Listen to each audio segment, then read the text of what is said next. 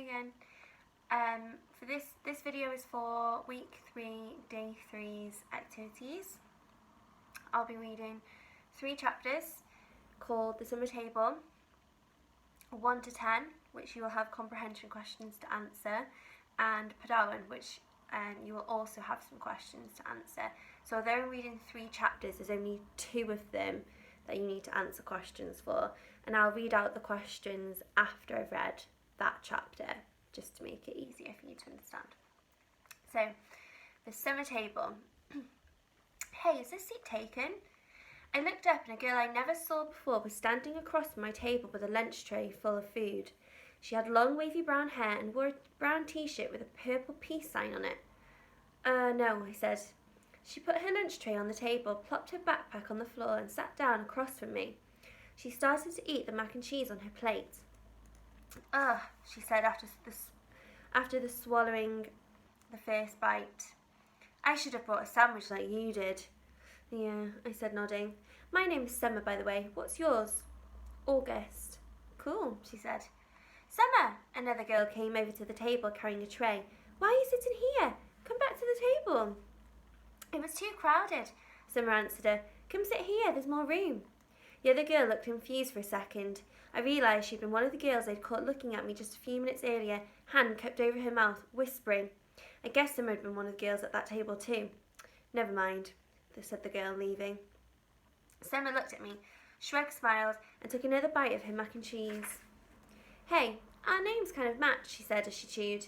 I guess she could tell I didn't know what she meant. Summer? August? She said, smiling, her eyes open wide as she waited for me to get it. Oh, yeah, I said after a second. We can make this the summer-only lunch table, she said. Only kids with summer names can sit here. Let's see, is there anyone here named June or July? There's a Maya, I said. Technically, May is spring, Summer answered. But if she wanted to sit here, we could make an exception. She said it as if she'd actually thought the whole thing through. There's Julian. That's like the name Julia, which comes from July. I didn't say anything. There's a kid named Reed in my English class, I said. Yeah, I know Reed, but how is Reed a summer name, she asked. I don't know, I shrugged. I just picture like a reed of grass being a summer thing. Yeah, okay, she nodded, pulling out a notebook. And Miss Petosa could sit here too. That kind of sounds like the word petal, which I think of as a summer thing too. I have her for homeroom, I said. I have her for maths, she answered, making a face. She started writing the list of names on the second to last page of her notebook. So who else? She said. By the end of lunch, we'd come up with a whole list of names of kids and teachers who could sit at our table if they wanted. Most of the names weren't actually summer names, but they were names that had some kind of connection to summer. I even found a way of making Jack Will's name work by pointing out that you could turn his name into a sentence about summer, like Jack will go to the beach, which Summer agreed would worked fine. But if someone doesn't have a summer name and wants to sit with us, she said very seriously, we'll still let them if they're nice, okay? Okay, I nodded. Even if it's a winter name. Cool beans, she answered, giving me a thumbs up. Summer looked like her name. She had a tan and her eyes were green, like a leaf. Okay, this chapter is called 1 to 10 and there are 9 comprehension questions that you'll need to answer based on this chapter. Mum always had this habit of asking me how something felt on a scale of 1 to 10.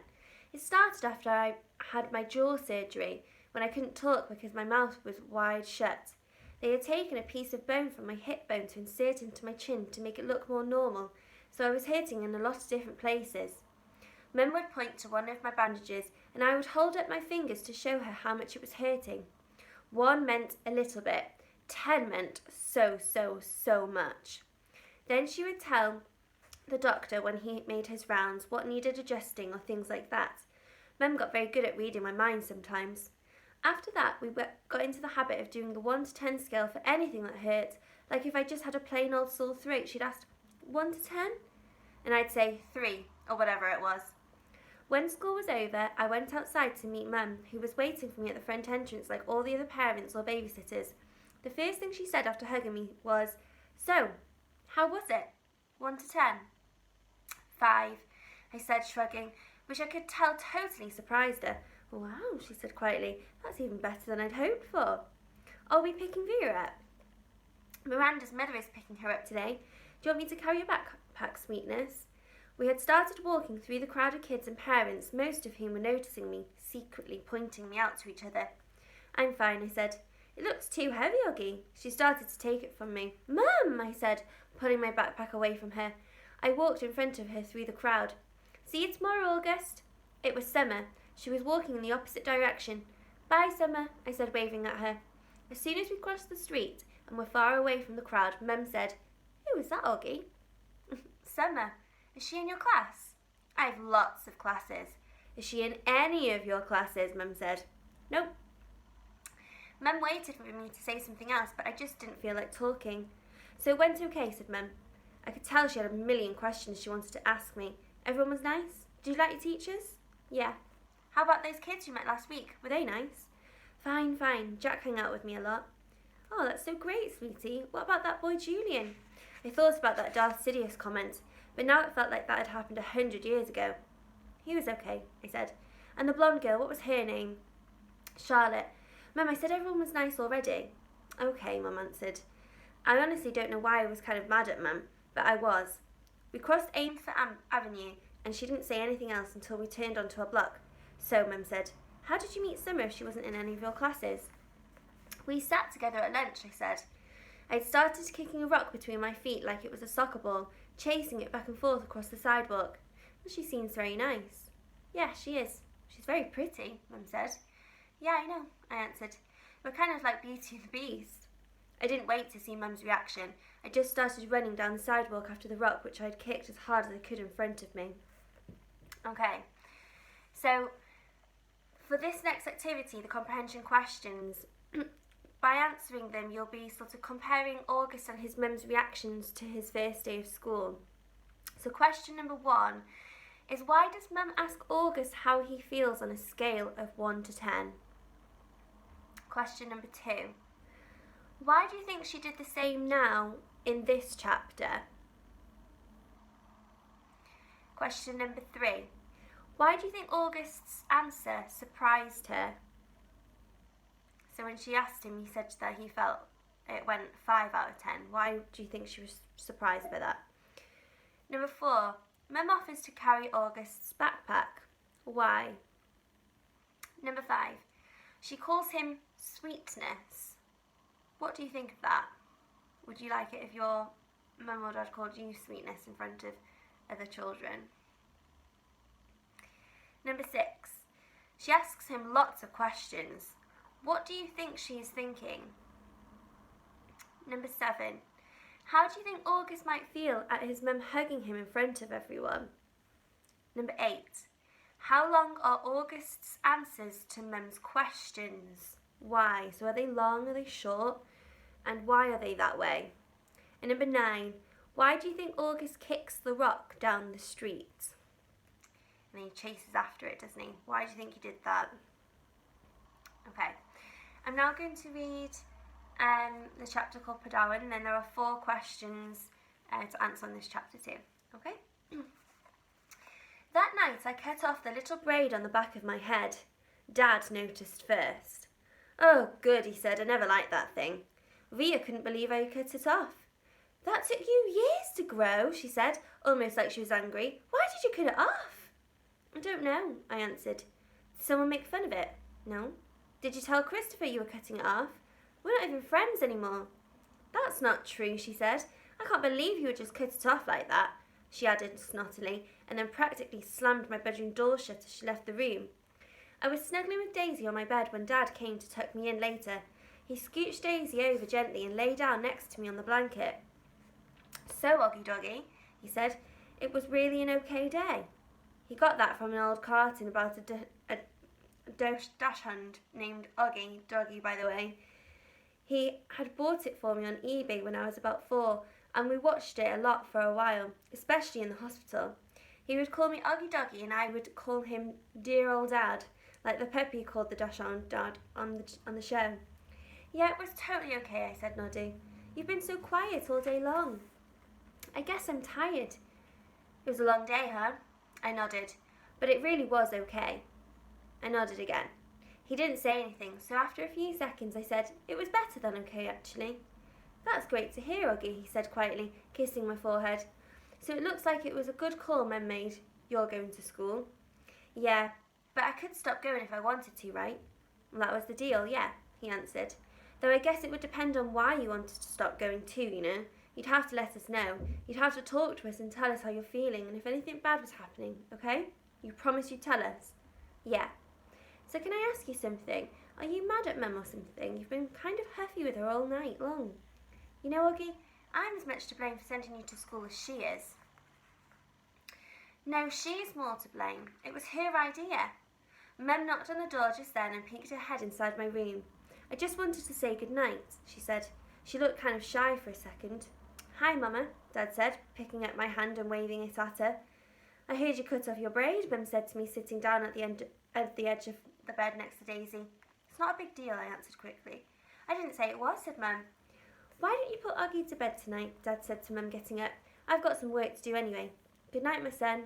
That was another part of our Aggie-doggy routine, though I wasn't in the mood to say good night, dear old Dad. I'm so proud of you, said Dad, and then he got up out of the bed. Mum and Dad had always taken turns putting me to bed. I know it was a little babyish of me to still need them to do that, but that's just how it was with us. Will you check in on Via, Mum said to Dad as she lay down next to me. He stopped by the door and turned around. What's wrong with Via? Nothing, said Mum, shrugging. At least that she would tell me, but the first day of high school and all that. Said Dad, and then he pointed his finger at me and winked. It's always something with you kids, isn't it, he said. Never a dull moment, said Mum. Never a dull moment, Dad repeated. Good night, guys. As soon as he closed the door, Mum pulled out the book she'd been reading to me for the last couple of weeks. I was relieved because I really was afraid she'd want to talk, and I just didn't feel like doing that. But Mum didn't seem to want to talk either. She just flipped through the pages until she got to where we had left off. We were about halfway through The Hobbit. Stop, shouted Thorin, said Mum, reading aloud. But it was too late. The excited dwarves had wasted their last arrows, and now the bows that Bjorn had given them were useless. They were a gloomy part that night, and the gloom gathered still deeper on them in the following days. They had crossed the enchanted stream, but beyond it the path seemed to straggle on just as before, and in the forest they could see no change. I'm not sure why, but all of a sudden I started to cry. Mum put the book down and wrapped her arms around me. She didn't seem surprised that I was crying. It's okay, she whispered in my ear. It'll be okay. I'm sorry, I said between sniffles. Shh, she said, wiping my tears with the back of her hand. You have nothing to be sorry about. Why do I have to be so ugly, Mummy? I whispered. No, baby, you're not. I know I am. She kissed me all over my face. She kissed my eyes that came down too far. She kissed my cheeks that looked pinched in. She kissed my tortoise mouth. She said soft words that I know were meant to help me, but words can't change my face. Okay, so for that chapter, there are 4 questions where you're comparing, by answering them, you'll be comparing August's mum and his dad's reaction to his first day of school. So question 1 asks you to explain how his dad treats August on these pages, and can you use evidence in the text? So try and aim to include 2 points of evidence. Okay, so you might need to rewind the video back so you can hear the chapter again. So yeah, explain how his dad treats him. Question number 2 is the same question, but explain how his mum treats him on these pages, and back up your answer with, again, at least 2 points of evidence. Question number 3. Do you think his parents have spoken to one another before Dad comes into August's room? Okay. What do you think? And question number 4. What do their reactions tell you about their different relationships with August? So how they've reacted. They've reacted very differently, haven't they? Okay. And what does that tell you about their relationship with August? Okay.